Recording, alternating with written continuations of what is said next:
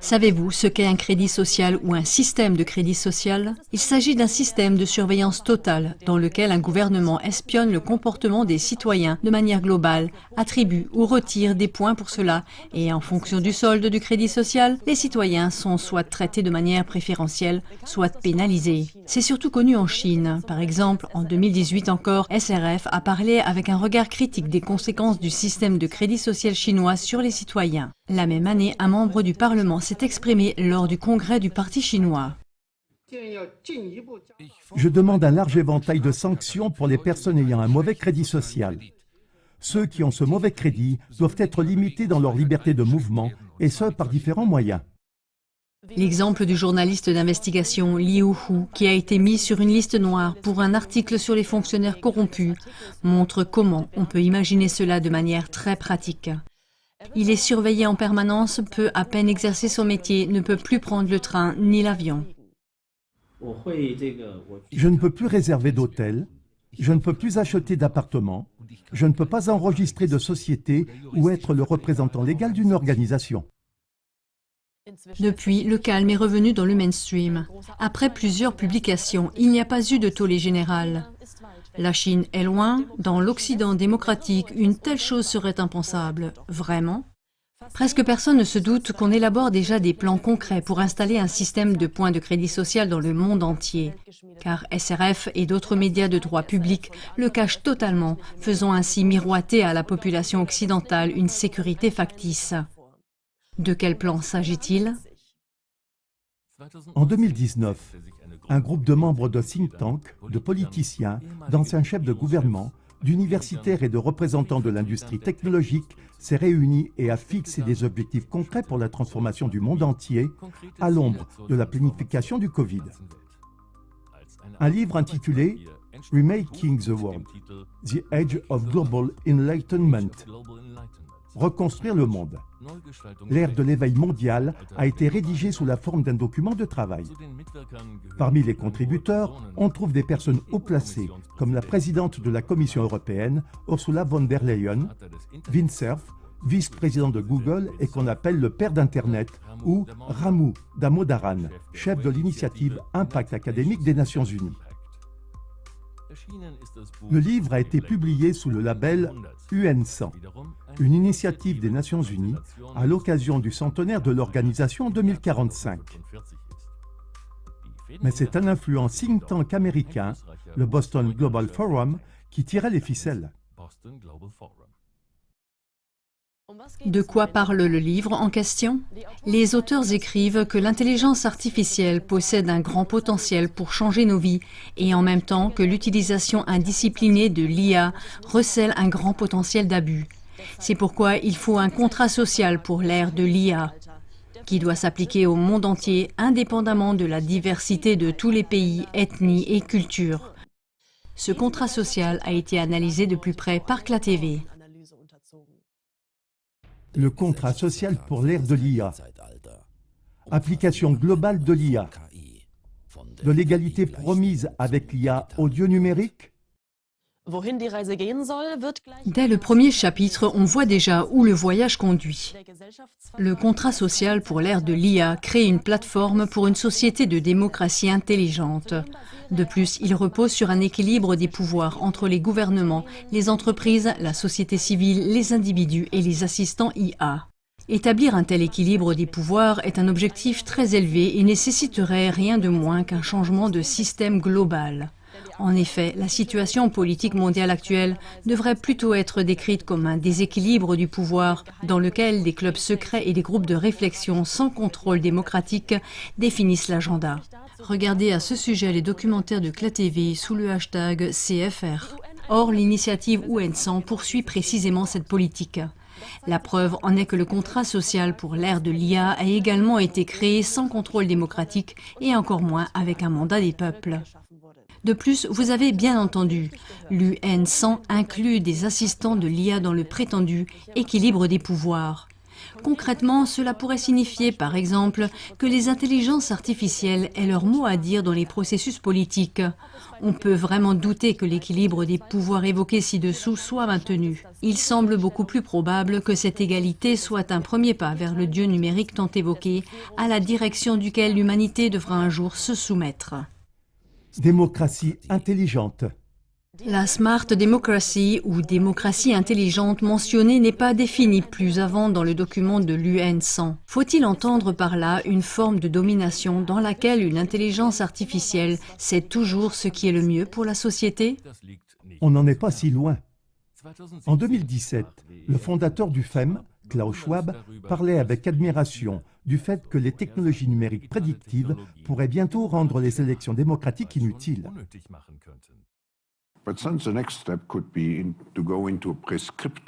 Mais ensuite, l'étape suivante pourrait consister à passer à un mode prescriptif, ce qui signifie qu'on n'a même plus besoin de faire des élections, parce qu'on peut déjà prévoir, et qu'on peut ensuite dire « Pourquoi a-t-on besoin d'élections ?» Parce qu'on sait ce que sera le résultat. Et en effet, le contrat social parle d'encourager la société civile à planifier son avenir à l'aide d'outils d'intelligence artificielle prédictifs. Obligation de fournir des données complètes. Une application complète de l'IA implique également une collecte et une analyse approfondie des données. Sous le titre « Modèle de gouvernement de l'IA », on peut lire ce qui suit. Le cœur de la gestion de l'IA est le National Decision Making and Data Center, NDMD. Le NDMD collecte, stocke, analyse et utilise d'énormes quantités de données pertinentes pour la fourniture de services publics et l'évaluation des programmes et des fonctionnaires publics. Ces énormes quantités de données doivent bien sûr être mises à disposition et le contrat social s'exprime également à ce sujet. Les individus doivent contribuer au bien commun en fournissant des informations personnelles importantes, comme par exemple lors de la collecte de données de recensement et de l'élection de responsables publics. Il est donc prévu une obligation de remettre des informations personnelles importantes à une administration de l'IA. Le fait que chaque citoyen de la Terre doive en outre recevoir une identité numérique n'étonne plus guère à ce stade. Par ailleurs, il convient également de mentionner que la contrainte est une caractéristique qui traverse le contrat social.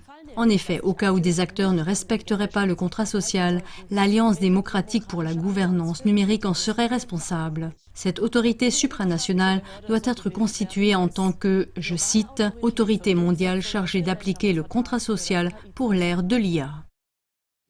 Les objectifs de durabilité et les objectifs du FEM comme base d'analyse des données. Pour la collecte et l'exploitation de ces données, le contrat social propose deux modèles. Premièrement, le processus de mesure des données de l'agenda 2030 qui est lié à 17 objectifs dits de durabilité. CLATV a documenté de plusieurs manières, sous le hashtag Agenda 2030, comment ces objectifs servent en réalité à plonger le monde dans une nouvelle forme d'esclavage. Deuxièmement, les critères ESG du Forum économique mondial, en abrégé FEM, doivent servir de base à l'analyse des données. ESG est l'abréviation de environnementaux, sociaux et gouvernance. Le FEM est un groupe de réflexion avec une incroyable concentration de pouvoir qui exerce une influence sur les politiques internationales en contournant les structures parlementaires. Vous en saurez plus en regardant l'émission de CLATV, le FEM est ceux qui tirent les ficelles, une conspiration mondiale. Le militant suisse des droits civiques du mouvement de protestation face aux mesures Covid, Mass Vol, Nicolas Rimoldi, analyse comme suit l'intégration de ces objectifs. L'utilisation des métriques de données des objectifs de développement durable des Nations Unies et des critères ESG du Forum économique mondial comme base sur les décisions politiques suggère toutefois que l'IA et les politiques qui en découlent sont fortement axées sur ces objectifs mondiaux spécifiques. En entraînant l'IA sur les métriques des ODD et des ESG, il est implicitement établi que seules ces données et ces objectifs seront reconnus comme vrais et pertinents. D'autres perspectives ou sources de données alternatives sont alors considérées comme moins fiables ou fausses. Fazit. Conclusion. L'application globale prévue de l'IA comporte un énorme potentiel d'abus de données et transforme les gens en citoyens transparents. De plus, c'est une gigantesque prétention de la part de l'UN100 de vouloir imposer de tels plans à toute l'humanité, sans aucune légitimité démocratique. Tournons maintenant notre regard vers le cœur du contrat social. Le système de récompense SVR. Le contrat social pour l'ère de l'IA révèle son véritable visage dans le chapitre Social Value Reward System, en abrégé SVR et en français Système de récompense pour la valeur sociale. Il s'agit de créer un système de suivi et d'évaluation des gouvernements, des entreprises et des individus basé sur leur contribution au respect des normes, des standards, des valeurs communes et du droit international en matière d'honnêteté, de transparence, de responsabilité et d'obligation de rendre des comptes. Pour beaucoup, le terme de système de crédit social est plus familier. Un tel système est déjà utilisé en Chine et fortement critiqué.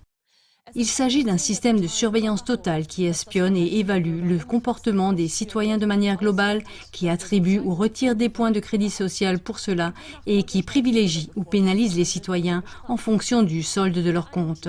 Celui qui a un crédit social bas parce qu'il ne se comporte pas de manière conforme, a un Internet ralenti, paye des impôts plus élevés, perd son emploi ou son logement ou ne peut plus voyager. C'est ainsi que le Parti communiste chinois éduque les citoyens chinois à plus d'honnêteté. Il est vrai que le modèle UN100 interdit les sanctions et que, selon sa propre définition, il contraste fortement avec le modèle chinois. De plus, pour des raisons techniques, le système SVR n'est pas accessible au gouvernement. Fausse alerte donc? Non. La démarcation avec le modèle chinois n'est absolument pas crédible. Ainsi, le cofondateur du Boston Global Forum, John Quelch, a occupé, pendant des années, différentes fonctions à la CEIBS. La CEIBS est une école supérieure de Shanghai, qui, étonnamment, a été créée comme projet commun du gouvernement chinois, c'est-à-dire du Parti communiste chinois et de l'UE. Un contraste fort aurait l'air différent. Notons au passage que John Quelch et Joseph Esnail, acteurs de l'UN100, sont tous deux membres des réseaux maçonniques du gouvernement de l'ombre, que sont la Commission trilatérale et le Council on Foreign Relations. Ceux-ci travaillent à leur tour activement à l'uniformisation et à l'asservissement des peuples selon le modèle chinois. Pour d'autres raisons également, il serait naïf de croire que le système de récompense SVR ne pourrait pas évoluer vers le système de crédit social chinois. Comme l'a documenté Éclat TV dans La Chine, ce système de domination nous menace tous. L'état de surveillance qu'est la Chine a été financé et mis en place par les familles Rothschild et Rockefeller en tant qu'expérience sociale afin d'étendre ensuite ce modèle de domination au monde entier. Et c'est ainsi que la dictature chinoise récolte de manière effrayante la reconnaissance de politiciens puissants, même sous nos latitudes. En 2013, par exemple, l'ancien Premier ministre canadien Justin Trudeau s'est exprimé ainsi. Dans une certaine mesure, j'admire la Chine parce qu'en raison de sa dictature fondamentale, elle est capable de transformer son économie en un clin d'œil. Le fondateur du FEM, Klaus Schwab, a lui aussi fait l'éloge des réalisations du Parti communiste chinois. Et si nous nous souvenons que la métrique des données du FEM doit servir de base à l'application de l'IA dans le contrat social, la boucle est bouclée. Même sans mesure punitive, le système de récompense SVR est une aberration. La surveillance totale de l'évaluation du comportement de chacun, c'est la fin de la vie privée et donc la fin de la liberté. En combinaison avec les monnaies numériques des banques centrales, en abrégé CBDC, il est facile de couper les vivres à quiconque ne se conforme pas. L'UN100 est très favorable à la monnaie numérique de banque centrale. Enfin, il faut préciser qu'un système qui récompense la conformité dégrade l'homme en tant qu'être libre. Le militant des droits civiques Nicolas Rimoldi dit à ce sujet: Nous les hommes devons être éduqués pour devenir des citoyens obéissants. Pas par la contrainte, mais par la non-récompense en cas de désobéissance, ce qui revient au même. Ce système rappelle celui des chiens pavloviens qui sont entraînés à adopter certains comportements pour obtenir des récompenses.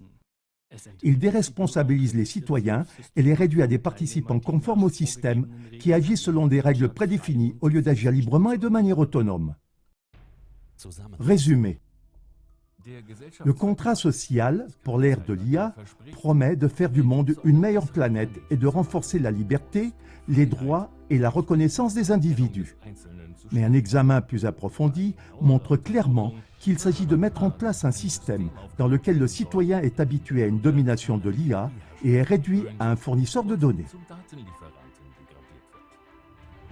L'Alliance démocratique pour la gouvernance numérique doit assurer l'alignement des États-nations, tandis que le système de crédit social surveille les gouvernements, les entreprises et les individus et les aligne sur l'agenda 2030 ennemi de l'homme en les récompensant.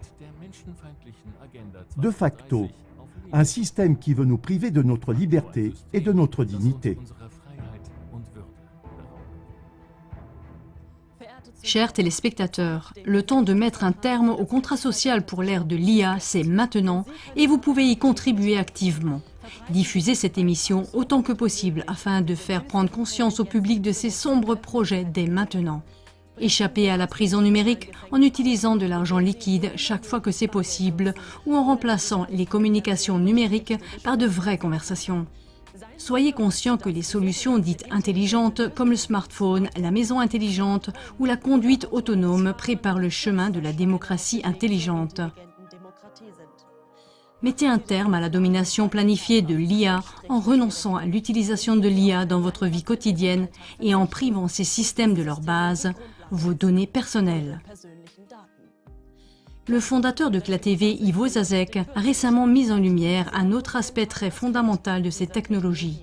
Découvrez ci-dessous un extrait de son discours lors de la journée des amis de cette année.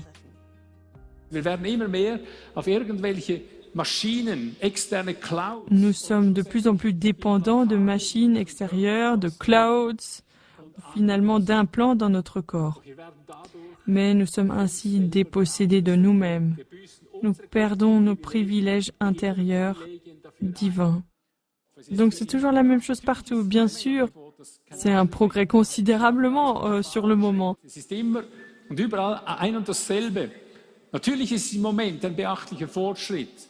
Was wir aber damit überfahren und regelrecht ruinieren, ist... Mais le danger, c'est que nous ratons l'ère révolutionnaire du développement divin en nous, où toutes ces capacités doivent naître directement en nous, sans aucune machine ou intelligence artificielle, directement depuis nous. C'est de ça qu'on parle aujourd'hui, car c'est celles-ci qui sont prévues. C'est le printemps maintenant pour ça, car tu as toutes ces capacités directement en toi. Il y a un kairos où toutes ces capacités doivent éclore en toi et devenir accessibles, utilisables.